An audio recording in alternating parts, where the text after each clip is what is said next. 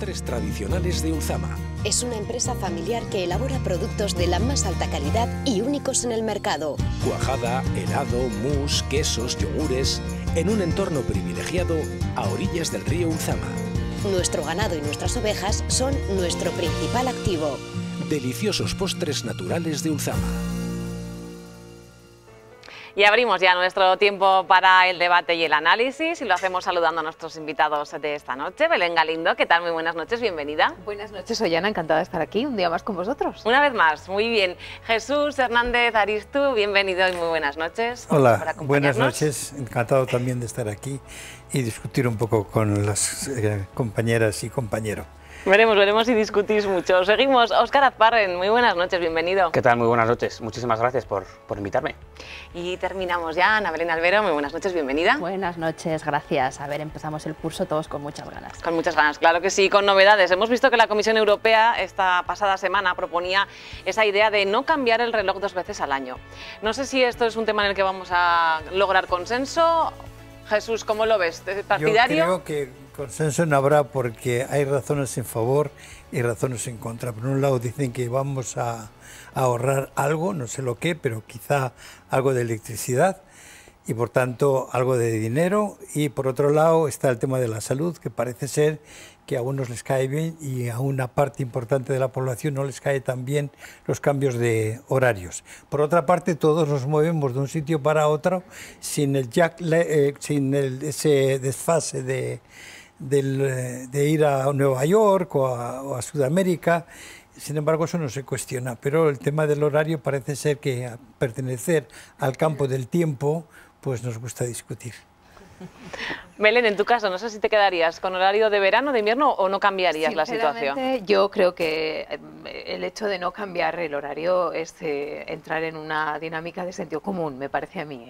Después de todos estos años, desde 1940 creo que es el momento en el que se instauró, pero por motivos absolutamente necesarios, por un ahorro económico tras las guerras. Ahora han cambiado mucho las cosas. El ahorro que se puede obtener, como bien dice Jesús, es mínimo. Hablan de entre un 1 y un 4% en el mejor de los casos. Y yo creo efectivamente, bueno, pues que los trastornos que ocasiona, bien para la salud o bien para las dinámicas, ¿no? O sea, estar todo el tiempo adecuándonos a un horario y a otro, creo que es más molestia que beneficio. Y por otro lado también imperar el sentido común, como decía al principio, en el hecho de pertenecer a un espacio físico en el que estamos, que tenemos que adecuarnos también a ese horario de estar en el meridiano Greenwich y tener un horario mucho más próximo a Inglaterra, en este caso al horario de Londres, que al que estamos, ¿no? O sea, que tenemos cierto, yo creo que tenemos cierto desajuste en este momento. Sí, yo ahí discrepo, fíjate, ya vamos a empezar a discutir, Jesús. No, sí que es cierto que estamos con el meridiano de Greenwich y tal, pero creo que hay un dato que es importante, que es el dato económico. ¿Con qué hora nos quedamos? Tantas cosas que decidir con una cosa que parecía tan sencilla, ¿no? El horario de invierno, el horario de verano, y te pones a darle vueltas y dices, a ver, los negocios, ¿con quién los hacemos? Inglaterra se marcha, Portugal también está en el mismo meridiano, con lo cual compartiríamos hora, pero funcionamos a nivel de empresas, a nivel de trabajo, mucho más con Bruselas o con Alemania. Entonces, yo creo que ahí habría que pensar con cuál de los dos, a qué lado del meridiano nos quedamos. Vamos a sacar de un lado o de otro. Por si nos aburríamos, tenemos ahora un montón de cosas para pensar. Hombre, en este aspecto es cierto que habría que hacer. Yo creo también que en el fondo, bueno, hay que pasar de la superficialidad de las opiniones más o menos particulares y, como dice Ana, igual habría que hacer un estudio serio que no sé si se ha hecho. A mí me da la sensación de que han esperado a ver un poco qué decimos y que la ciudadanía vote, aunque también hay que decir que en España no sé si han sido 80.000 personas las que han optado por decidir algo, que eso no es significativo en absoluto, y creo que en el fondo habría que entrar en el asunto económico, ¿no? Si eso no es interesante, que no nos lo dejen decidir a nosotros, porque a lo mejor los datos cantan por sí mismos, ¿no? Y todo lo demás es un poquito, ¿no os parece cortina de humo? Sensación de vamos a hablar ahora del tiempo, como no tenemos problemas gordos y graves, vamos a hablar del tiempo o de la hora. Óscar, ¿tú qué hubieras votado? Yo, obviamente, quedarnos como estábamos, porque realmente, como dice Belén, yo no entiendo, con los problemas que tenemos a día de hoy, hablar sobre el cambio de horas si beneficia o no beneficia. Sí que es cierto que, como decía Ana Belén, depende qué horario elijamos, si el de verano o el de invierno, se beneficia a unos o se beneficia a otros. Entonces sí que es cierto que yo creo que estamos en un momento en el que se podría permitir ambos horarios. No creo que sea una diferencia de horarios como de aquí a México y que cambie la vida de un domingo a un lunes. Es una hora. es una hora, y sí que es cierto, me pareció un dato curioso que leí el otro día, la Tierra no es redonda. El ciclo solar cambia dependiendo de los años, entonces sí que es cierto que es una manera de ajustarse un poco a las diferencias horarias que hay. Y sí que es cierto que lo que yo creo que hay que hacer es encontrar el porqué del cambio de hora energético, sobre la salud, sobre la economía. Cada uno tiene su opinión, pero realmente si es energético no creo que se ahorre mucho porque todo el mundo enciende la luz cuando se levanta. Además ha cambiado ya mucho, las fuentes de energía no son las mismas que las del año 73 y por tanto tenemos que pensar que el ahorro ya no va a ser tan grande, porque el viento, las torres estas de los molinos de viento del Perdón, que llevan ya 20 o 25 años funcionando, siguen dando vueltas de noche y de día y producen energía y gastan el mismo viento. Por tanto, creo que ese dato energético ya no va a ser tan importante. Lo que sí me parece importante, dos cosas. Primero, abrir el debate sobre los horarios en España, que tenemos unos horarios bastante disparatados y creo que los deberíamos ir acoplando poco a poco a los de nuestro entorno. Y nuestro entorno, afortunadamente, no queramos o no, sino afortunadamente, es el entorno de la Unión Europea. Con ellos tenemos que ir y con ellos está muy bien que vayamos, con el fin de ajustar un poco nuestro estilo y nuestras formas de vivir con las del resto de Europa, porque es con ellos con los que tenemos sobre todo que gestionar, hablar, decidir, etcétera. Que en realidad ese ha sido uno de los debates paralelos que se ha abierto, ¿no? Con esto del cambio de hora, del cambio del uso horario, decir, bueno, y adaptar nuestros horarios un poco a la vida que llevan nuestros vecinos europeos. Pero es engañoso, muy complicado además, ¿no? Claro. Sobre todo porque es cultural, es decir, no creo que sea posible por el hecho de cambiar el uso horario, que estaría muy bien en la teoría, incluso utópicamente, acercarnos a esos horarios más razonables, más saludables también, de cenar antes, de desayunar antes, incluso de hacer jornadas continuas de trabajo. Pero, ¿qué pasa? Pues que nos encontramos con el carácter y la idiosincrasia sui generis del español, la cultura mediterránea, pues que aunque salgamos antes nos vamos a quedar cenando y tomando pinchos por ahí hasta tarde. No entra en mi cabeza cenar a las 8 claro, o a las 7:30. Y al final pues nos gusta los horarios, las formas de vida que tenemos porque van asociadas a lo relacional, ¿no? A lo cultural. Y es complicado, aunque efectivamente si mejoramos un poquito en eso y cenamos un poco antes, pues a lo mejor nos va bien, ¿no? Bueno, con ese argumento probablemente teníamos que mantener todavía las calles llenas de papeles y los bosques llenos de papeles y de desperdicios, y sin embargo vamos cambiando también la mentalidad respecto al trato con la naturaleza. Y yo entiendo también que estas costumbres pertenecen un poquito a una vida más de carácter rural, que ya no existe. Sí, muchas personas ya pueden trabajar en sus casas. La mayor parte de las naves están con aire acondicionado. Las escuelas tienen un ritmo algo disparatado y descompasado con el trabajo de los padres y madres.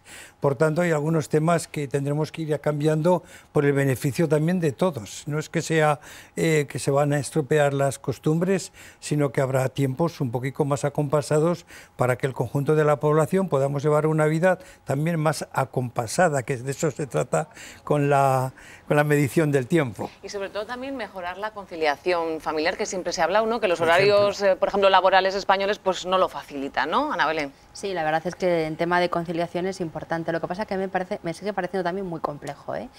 Me parece complejo desde el punto de vista cultural, como decía Belén. También es cierto que hay que avanzar y que estamos avanzando y que yo veo una diferencia entre lo que había, lo que hay, las nuevas profesiones, las nuevas familias, etcétera. Pero también es cierto que España está donde está, el sol sale y se pone, sobre eso todavía no podemos decidir, afortunadamente, efectivamente, porque si no, estaríamos todo el día encendiendo y apagando. Un referéndum. Eso es. Quiero decir que al final estos horarios europeos que llamamos, ¿no? También tienen mucho que ver con cuando la gente se pone en marcha, cuando sale el sol, porque están en otras latitudes, en otros lugares, ¿no? Entonces yo creo que un poco la mezcla de todo, pues paso a paso, avanzando, pero que va a costar. Y habría muchos agentes implicados, porque claro, esto es empresas, es costumbres y cultura.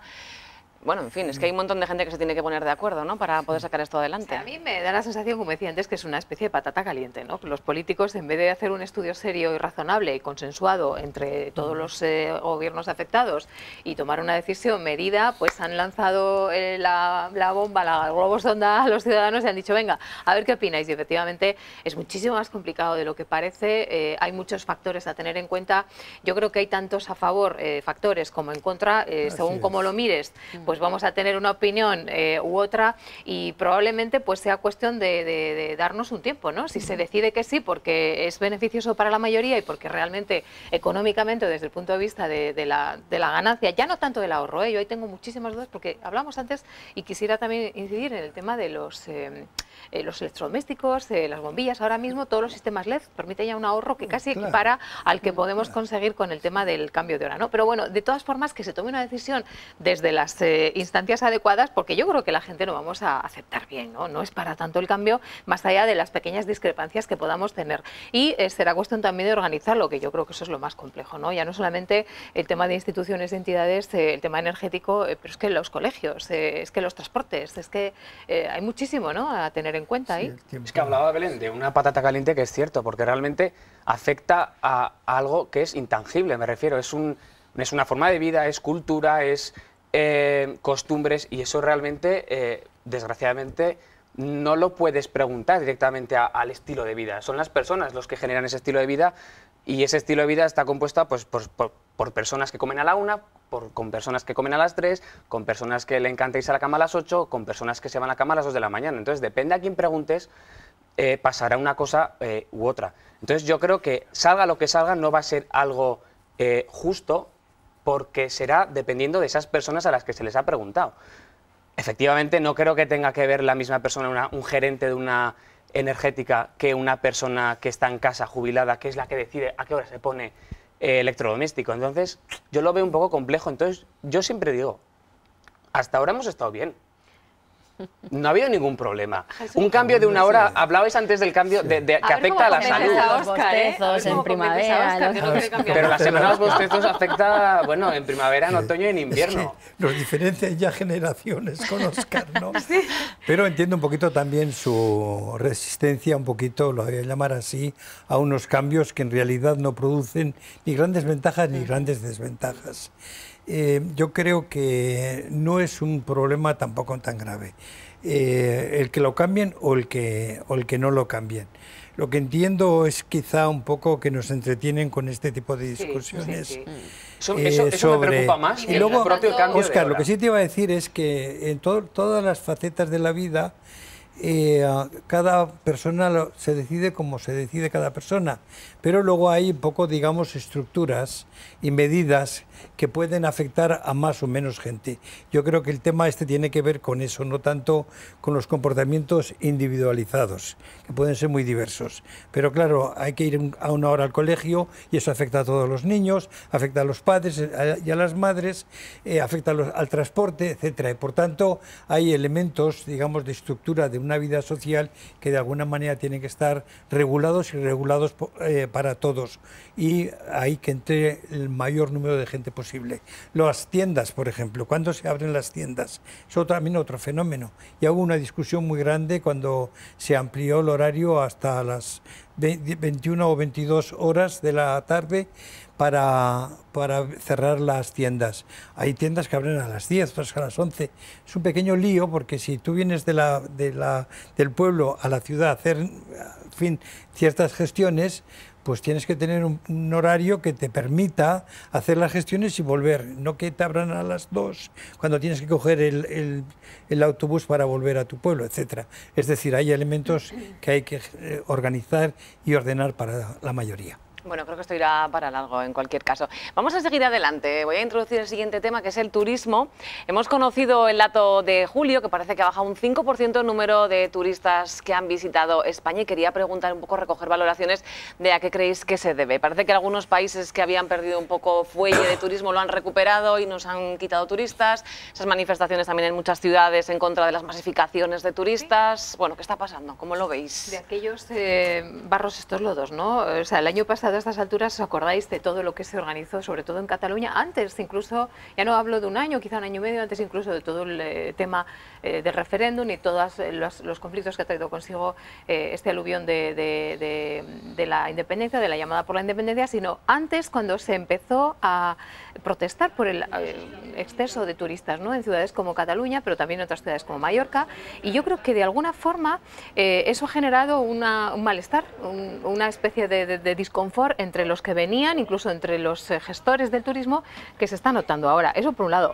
Efectivamente, países como Turquía, Túnez, que son incluso Grecia, Egipto, que son directos competidores porque también tienen playa, porque también ofrecen cultura y son países mediterráneos, se están recuperando después de momentos que han pasado muy complicados también por los atentados terroristas, por las crisis que han vivido, y bueno, pues hay que repartir, el pastel es el que es, a pesar de que cada vez nos gusta movernos más, pues la gente que viaja, eso sí que suele estar en un baremo muy aproximado año tras año y se reparten en función de la viabilidad, de la economía y también pues de las facilidades que tú le pongas. Cuando algo está masificado, como ha estado el Mediterráneo, países como España y ciudades como Barcelona ya no dan más de sí, y eso se ha notado en los servicios, y además el malestar de los ciudadanos que acogen, pues 2 más 2, 4, ¿no? O sea, es que yo creo que los factores estaban ahí y ahora lo tenemos que, no sé si soportar, sufrir o adecuar, que a lo mejor es que era insostenible.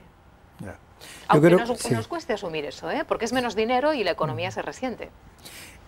El turismo es un sector muy sensible y ahí sí que vendría un poco lo que decía antes Óscar, de comportamientos individualizados.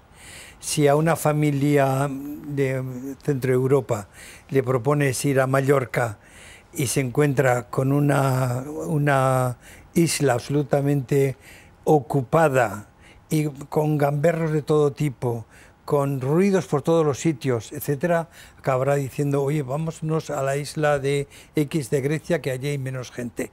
Y si además hay una cierta hostilidad, pues yo creo que todo eso enseguida se corre como una balsa de aceite y todo el mundo sabe que para ir a esos sitios mejor no ir. Y luego yo creo que hace falta también aquí una reflexión mucho más compleja sobre el turismo en España. Tenemos tantas cosas que ofrecer y parece ser que solamente existe el Mediterráneo.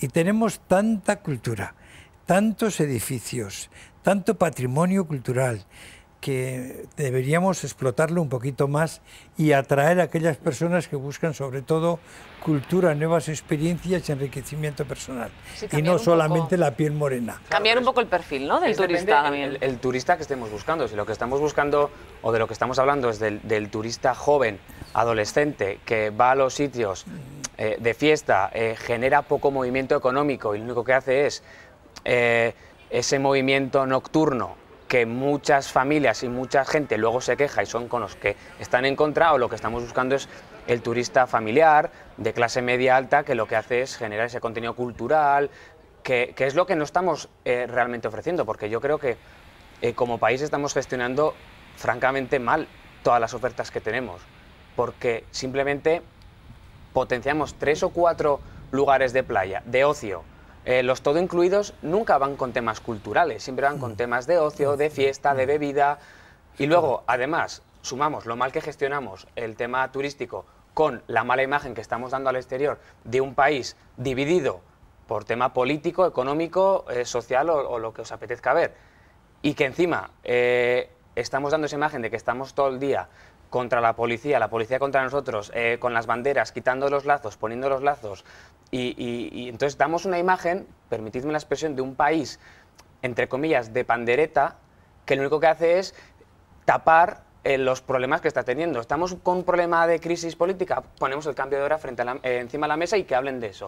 ¿Tenemos un problema de turismo? No, porque en Salou, Benidorm, Palma de Mallorca y Canarias, los hoteles repletos y llenos de jóvenes. Pero es que realmente, ¿qué turismo estamos buscando? ¿Qué turismo estamos potenciando? Se trata de cantidad o de calidad, que es lo que hay que ver, y de regular. Y también se trata, creo yo, de resistencia al cambio, en el sentido de que hay que reinventarse. Queridos todos, ¿no?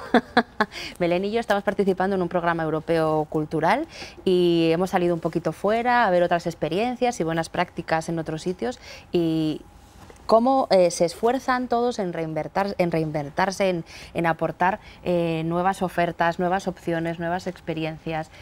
países que a primera vista quizá parezca que tengan menos que dar que nosotros.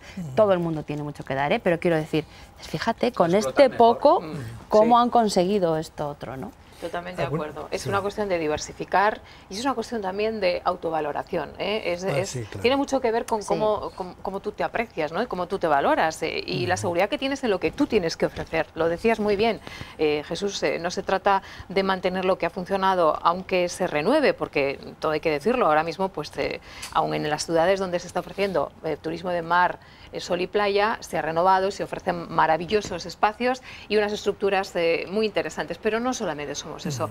Cuesta dar ese paso, cuesta valorar lo que tenemos, cuesta ponerlo en valor para los otros y cuesta que nos lo creamos. Es muy importante.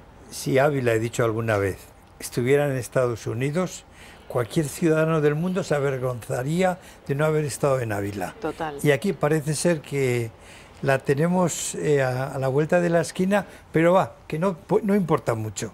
Y es una auténtica maravilla de observar una ciudad como esa, amurallada como está. Y por eso digo que, bueno, también coincido contigo en que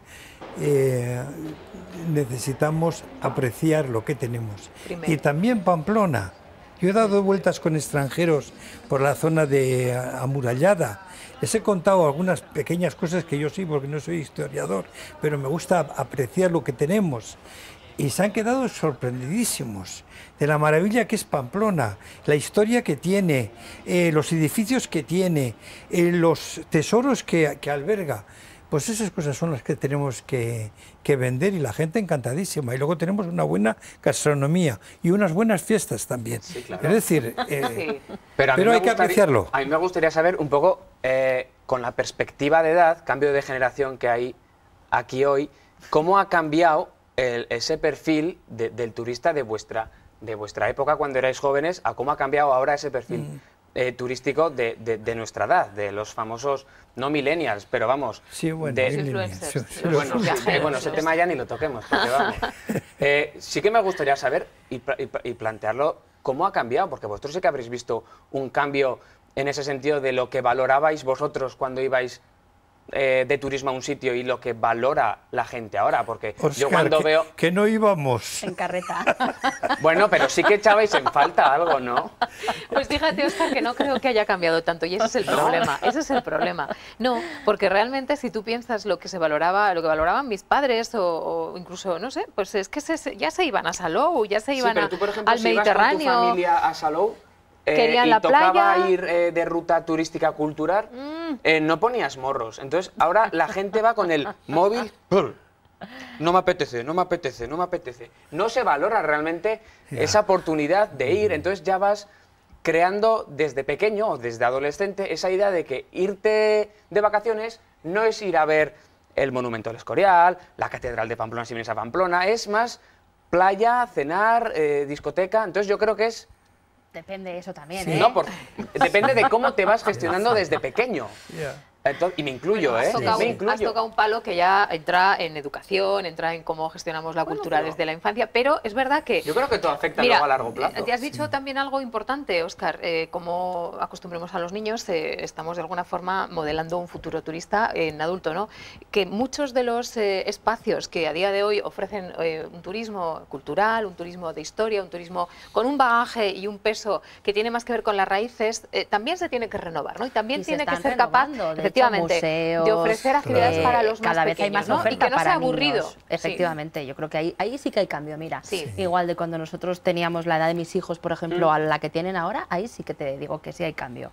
Sí, y esto más posibilidades. Claro, el cambio tiene que ser recíproco, me refiero, que el museo ofrezca cosas positivas y que al niño le apetezca también. Sí, no te olvides de un gestor que está en medio y que es también un factor fundamental y que son las turoperadoras, todos los... Vaya, la agencia de viajes, ¿verdad? A gran escala, a pequeña escala, pero son ellos también los que tienen la responsabilidad a la hora de ofrecer.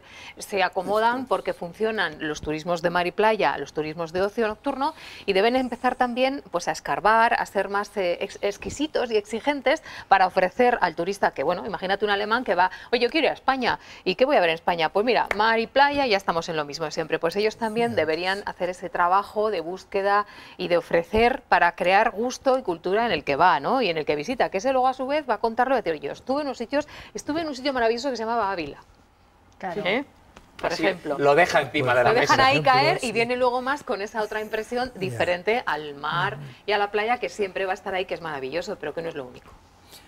Pues sí. Ahí estamos entre todos, a poner nuestro grano de arena, ¿no? ¿Creéis, por ejemplo, que en Pamplona y en Navarra se está dando ese cambio del que hablabais? Porque, por ejemplo, en San Fermín sí que lo hemos empezado a ver, ¿no? Que ya se fomenta menos Pamplona como imagen de la fiesta y el turismo, San Fermín, y ya se va apostando por actividades que se hacen en verano, cosas culturales que se van haciendo por muchos sitios. Estamos ya transitando ese cambio de modelo. Hacía falta ese cambio, Me ha hacía gustado falta ese mucho cambio. el que se haya consolidado este festival de Flamenco Fire, porque le da una dimensión a la ciudad distinta y además yo creo que rompe un poco algunos prejuicios. Y eso creo que es muy importante. Cosas de ese tipo creo que mejoran no solamente la imagen de la ciudad, sino también las ganas de ir a conocer esa ciudad. Claro. Por eso creo que, en fin, en la línea que estabais hablando, es necesario renovar la autoimagen y ofrecerla hacia afuera. Eso también requiere una cosa que quizás queda fuera del alcance de la discusión de esta tarde, y es que hace falta invertir también en la venta de imágenes. Y en eso somos un poquito parcos aquí, hablando de Navarra. Ya no digo el conjunto de todo el Estado, pero en Navarra, por ejemplo, me parece a mí que somos todavía un poco parcos. Esto de Arguedas, ¿cómo se llama el parque este? Sendaviva. También está haciendo un esfuerzo muy grande por cambiar la imagen. Parece ser que cada vez viene más gente de los entornos próximos. En fin, son pequeños, pero ya avances y que indican un poquito por dónde tiene que ir. Flamenco Fire, Pamplona Negra, al punto de vista, quiero decir, yo creo que Pamplona... El Festival de Olite, ¿no? Los Festival de Olite, festivales efectivamente. que ya de hace mucho tiempo están trayendo a Navarra y a Pamplona, bueno, pues otro tipo de espectáculos, ¿no? Que no tienen nada que ver con los Sanfermines ni con lo que estamos acostumbrados a ver, y que a su vez no solamente nos mejoran a nosotros la calidad, la oferta de la calidad, sino que también dan a otros que puedan visitarnos otras alternativas, ¿no? Y además que cada vez vamos compartiendo con más gente, ¿no? Porque también este mundo global es lo que tiene, que vamos descubriendo pequeños rincones que igual nunca habíamos puesto el foco en ellos, de repente entran en juego. Entonces, claro, también hay que mejorar la oferta, ¿no? Claro. Subir la calidad de lo que ofrecemos. Sí. Sí. Importante es darlo a conocer también. Si salgo por ahí, y me toca hacerlo con cierta frecuencia, siempre hay dos puntos de referencia para saber dónde vivo y para decirles dónde está ubicada Pamplona. Una son las corridas de toros, los entierros, y la otra es el Guggenheim de Bilbao, que aunque está a 200 kilómetros de aquí, sin embargo, es una referencia. ¿Por qué? Porque esas dos cosas son muy conocidas, y algo así habría que ir introduciendo de alguna manera con otros elementos culturales de nuestro entorno cultural y social. Hombre, es que lamentablemente lo que decís de potenciar elementos culturales va muy acorde con el tema sociológico. Me refiero, es un poco el boca a boca, y puede ser que algo cultural, un monumento o una tradición sea digna de ser explotada y conocida mundialmente, y lamentablemente por X razones se conoce algo con muchísimo menos valor cultural, pero que ha ido del boca a boca. Entonces sí que influye mucho cómo nos entra a primera vista algo, independientemente de su valor. Por ejemplo, las bardenas. Las bardenas no se explotan como se podrían explotar realmente. Muchísima gente en Navarra conoce las bardenas, pero no sabe ni la historia de las bardenas, ni cómo se construyeron, o sea, ni cómo se fueron formando, ni el patrimonio, ni el valor que tiene eso realmente. Incluso gente de fuera, de La Rioja, del País Vasco. Pero sin embargo, igual, cualquier otra cosa que tenemos en Navarra, el Castillo Olite, por ejemplo, viene muchísima gente. No digo que las bardenas sean ni mejor ni peor que el Castillo Olite, pero sí que es cierto que es el boca a boca y cómo se explota todo eso. Tú vas al Castillo Olite y tienes información de todo tipo, personas ahí. En las bardenas es como que cuesta mucho realmente entrar en esa dinámica y envolverte en todo lo que tienen las bardenas. Entonces yo creo que con el ejemplo que he puesto de las bardenas, podría exportarlo a cualquier ejemplo, pero yo creo que es dependiendo de cómo las personas gestionan todo el tema cultural. Por eso antes te decía que el tema de la persona individual y cómo lo afronta cada persona me parece algo, vamos, muchísimo más potente de lo que se pueda plantear en el Congreso, en el Parlamento de Navarra o cualquier lado. Cómo el día a día de las personas te puede afectar a ti. A ti si se te cruza el cable por X motivos y un bar o algo te parece que no, aunque sepas que está bien, vas a decir siempre que no, y que no vas ahí, y que no, y que no, y que no. Aunque se te haya cruzado el cable. Entonces, influye mucho cómo los navarros tratamos a la tierra, que a veces vamos de forma un poco diferente a la que puede ir, por ejemplo, el gobierno de Navarra, que puede estar potenciando una cosa y nosotros no empatizamos tanto con esa idea. No sé si me entendéis. Y sobre todo lo que hablábamos de la imagen, ¿no? Que también lo que cuesta cambiar una imagen cuando ya se ha consolidado. Y hablo de Navarra, o hablo de San Fermines, hablo de Magaluf, hablo de todas estas imágenes que vendemos al exterior, que cuesta mucho trabajo después quitarla. Hay que hacer mucha campaña detrás, ¿no? Para dar a conocer esos otros atractivos que tenemos. En estos casos yo suelo decir que más vale prevenir que curar. Se ve venir cuando hay una fiesta o hay un motivo que va poco a poco tomando peso y acaba degenerando en algo que no nos gusta. Y estoy pensando, por ejemplo, pues en la fiesta de la navarrería o en cómo han degenerado, no sé, otras fiestas, o Magaluf, por ejemplo, hace muchos años que ya venían advirtiendo, bueno, pues que los excesos eran habituales y que aquello no traía nada bueno y que los jóvenes pues empezaban a tomar unas dinámicas peligrosas, incluso que conllevaban la muerte, ¿no? Sabemos que ahí pues vienen los chicos y las chicas, se emborrachan, se tiran del balcón, la gracia, se tiran de la fuente navarrería. Bueno, estas cosas comienzan siendo una bola pequeña y se hacen grandes, y eso hay que pararlo antes. Las redes sociales a día de hoy además hacen que estos fenómenos se hagan todavía más grandes de una forma más veloz, ¿no? Entonces hay que ser muy conscientes de qué tipo de turismo queremos y evitar que se, bueno, llegue a dar una situación o que se genere un proceso que luego cuesta muchísimo. Es mucho más complicado hacer una involución de un proceso que pararlo a tiempo, ¿no? No se me ocurre ahora mismo ningún ejemplo, pero yo pienso, bueno, pues que aquí en Pamplona este último año se ha hecho un gran esfuerzo para que se conozcan unos Sanfermines diferentes y para que haya un respeto mayor. Eso nos ha costado, claro, hemos pagado un peaje, ¿no? Nos ha costado una mala fama, entre comillas, pues sí y no. Yo creo que se ha hecho un ejercicio de valentía que nos va a revertir en positivo, porque se ha parado a tiempo. A veces hay que esforzarse en llevar a cabo dinámicas que no nos son cómodas, pero que es que a la larga son necesarias, porque cómo para si no luego pues un desfase absoluto, ¿no? O lo que está pasando en esos lugares, Magaluf es un buen ejemplo, ¿no? Donde ahora ya por dinámica sostiene la economía de la ciudad ese turismo absolutamente contraproducente, que no trae nada nuevo, pero ¿qué haces?